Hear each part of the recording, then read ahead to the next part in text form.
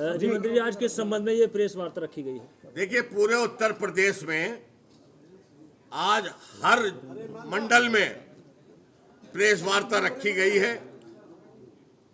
जो हमारा प्रदेश और देश बदहाली के कगार पर है, गरीब और गरीब होता जा रहा है, अमीर और अमीर होता जा रहा है। इस संबंध में हमारे प्रदेश कार्यालय से ये हमें आदेश हुआ है और बाकी आप लोगों से क्या छुपाना, सब आप जानते हैं। किसी से छुपा नहीं है देश कहां खड़ा है। देश कर्जदार हो चुका है, देश बर्बाद हो चुका है, देश और प्रदेश की जनता भुखमरी के कगार पर है। अब मीडिया के साथियों को चाहिए कि अपनी आवाज बुलंद करें, अपनी आवाज से खुलकर बोलें।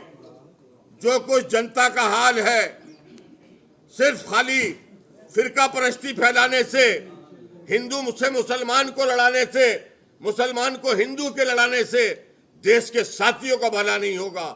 देश जब तरक्की करेगा जब हिंदू मुस्लिम सिख ईसाई आपस में मिलकर होली मनाएंगे, आपस में मिलकर लोहड़ी मनाएंगे, आपस में मिलकर ईद मनाएंगे, देश की तरक्की होगी, देश खुशहाल होगा।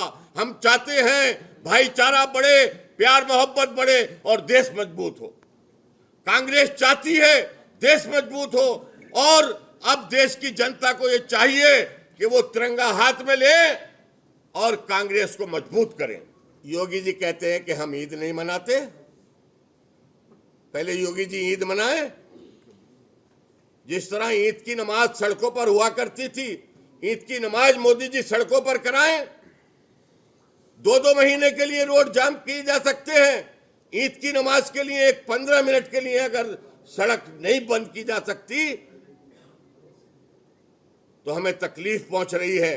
क्योंकि इस देश को आजाद कराने में हमारे पुरखों ने गोलियां खाई थी, हमारे पुरखों ने, हमारे बुजुर्गों ने फांसियां खाई थी, हमारे बुजुर्ग फांसी के तख्ते पर झूले थे। और आज जब वतन को लहू की जरूरत पड़ी, सबसे पहले ये गर्दन हमारी कटी। अब वो कहते हैं हमसे ये अहले चमन, ये चमन है हमारा, तुम्हारा नहीं। अगर इस देश की किसी भी त्योहार पर हिंदू भाइयों का, सिख भाइयों का, ईसाई भाइयों का, मुसलमान भाइयों का बराबर से अधिकार है। मोदी जी पहले ईद की नमाज हमें पढ़वा दें सड़कों पर, हम उनकी इस किट को स्वीकार कर लेंगे। योगी जी से ईद की मुबारकबाद दिलवा दें मुसलमानों को, हम उनकी इस किट को स्वीकार कर लेंगे, धन्यवाद अदा करेंगे उनका। सामाजिक लोगों के यहाँ, सियासी लोगों के यहाँ अगर हमले होने लगेंगे तो ये तो उत्तर प्रदेश की सबसे बड़ी नाकामी है। उत्तर प्रदेश सरकार फेल है। योगी जी अपने बाजू कितने ही ठोकते रहे, लेकिन उत्तर प्रदेश में सरकार नहीं चल रही है, अत्याचार चल रहा है। योगी जी ने तानाशाह को पीछे छोड़ दिया, योगी जी ने ब्रिटिश गवर्नमेंट को पीछे छोड़ दिया, योगी जी अपनी मनमानी कर रहे हैं। पिछले 8 सालों में बीजेपी सरकार कह रही है कि उत्तर प्रदेश को उत्तम प्रदेश बना दिया गया है, इस पर क्या कहना चाहेंगे आप? आप नहीं जानते हो, आप नहीं जानते हो उत्तर प्रदेश का क्या हाल है, कोविड का क्या हाल हुआ, कोविड में क्या हाल रहा, ये उत्तम प्रदेश कहोगे? जैसे योगी जी का कहना है कि गुंडा, कितने मुकदमे थे जो अपने मुकदमे खुद वापस किए हैं, ये आपको मालूम है? को जिस तरह से मतलब पिछले 8 साल के कार्यकाल को लेकर खूब जोर शोरों के साथ प्रचार कराया जा रहा है, इसको लेकर कांग्रेस क्या मानती है? और प्रेस वार्ता भी आज इसी संबंध में की गई है 8 साल के कार्यकाल को लेकर। जनता बता देगी 2027 में, उत्तर प्रदेश की जनता बताएगी 2027 में, इसका जवाब जनता देगी। चीफ जस्टिस के वहाँ से करोड़ों रुपए का मामला सामने आया था, कुछ नोट भी जले हुए थे, क्या कहना चाहेंगे? उसे छुपाया जा रहा है, कहना क्या है? जिसपे हिंदुस्तान में सबसे ज़्यादा न्यायपालिका पर भरोसा किया जाता, फर्स्ट नंबर पर रखा जाता, उसके लिए क्या कहना है कि इसको क्यों छुपाया गया है? देखिए, न्यायपालिका का हम कल भी सम्मान करते थे, आज भी सम्मान करते हैं। हम तो सरकार को कहेंगे, सरकार छुपा रही है, सरकार को उजागर करना चाहिए अगर कुछ है तो। ठीक है। क्या लगता है 2027? देखिए, 2027 के चुनाव में सेकुलर पार्टियों की सरकार आएगी। हमारे देश के हिंदू भाई भी ये खूब जान रहे हैं कि खाली जुमलेबाजी से, बयानबाजी से, नाटकीय ढंग से देश का भला नहीं होने वाला। प्रधानमंत्री के द्वारा सौगात ईद पर लोगों को लिखित दिया बिहार में दिया जा रहा है।